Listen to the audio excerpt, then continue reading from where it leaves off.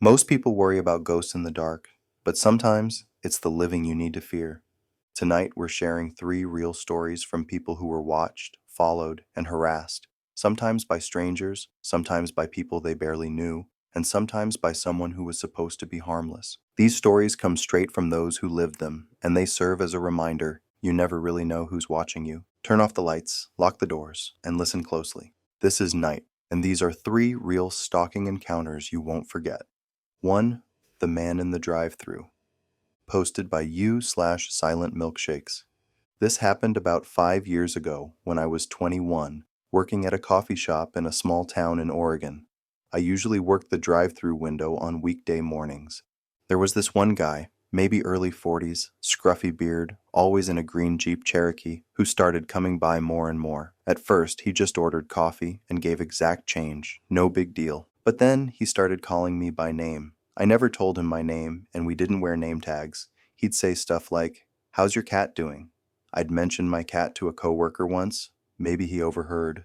It got weirder fast. He started showing up during my lunch breaks too, just parked across the street. One day he held up a paper that said, "Pretty girl." I didn't know what to do. I told my manager. She brushed it off and said, "At least he's tipping. Real helpful." The last straw was when I came outside to take out trash and he was standing by the dumpster, not in his car, just there, smiling. I backed up, ran inside, and locked the door. I quit the next day, never saw him again, but for months afterward I'd flinch every time I saw a green Jeep. Story 2. I still don't know how he got my number. Posted by you/longlegs short tempers. This was last year. I'd just moved into a small apartment complex in North Carolina. Third floor, nice view, decent neighbors. I was settling in fine. About 2 weeks after moving in, I started getting texts from a number I didn't recognize. They were friendly at first. "Hey neighbor, love your smile," or "Saw you walking to your car this morning." I thought it was a prank at first, maybe a weird coworker, but they never said who they were, and when I asked, they'd respond with stuff like, "Don't worry, I'm just looking out for you." I got spooked when I got a text that said, "Red tank top today. Looks good on you." That's exactly what I was wearing. I checked every window. No one. Then another. "You dropped your grocery bag. Be more careful next time." I hadn't told anyone I went to the store. I lived alone. I felt sick. I called the cops. They said without a threat, there wasn't much they could do. So I changed my number and started parking a few blocks away and walking. It stopped, but I still don't know how he got my number, or how long he'd been watching me before I noticed.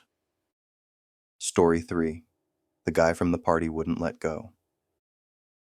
Posted by you/college boneyard. Freshman year, I went to a house party off campus. Typical college stuff. Too many people, cheap beer, loud music. I talked to this guy, Josh. He seemed all right. We danced a bit, but I wasn't really into him. I left early with my roommate. The next morning, I had a DM from him on Instagram. No big deal, I thought. I didn't respond. Then he messaged me on Facebook, then found my LinkedIn. He started commenting on pictures, saying things like, "You looked happiest with me." We spoke for like 20 minutes. When I didn't reply, he started messaging my friends, asking about me. One even got a message that said, "Tell her to stop playing games." I blocked him everywhere. I thought that would be it. But then he started showing up outside my dorm, just standing there. One time he waited almost 2 hours. I saw him from my window. I reported it to campus security. They told him to stop, but couldn't enforce much since he wasn't a student. Eventually, I found out from someone that he'd transferred schools after some issues with another girl. Big shocker.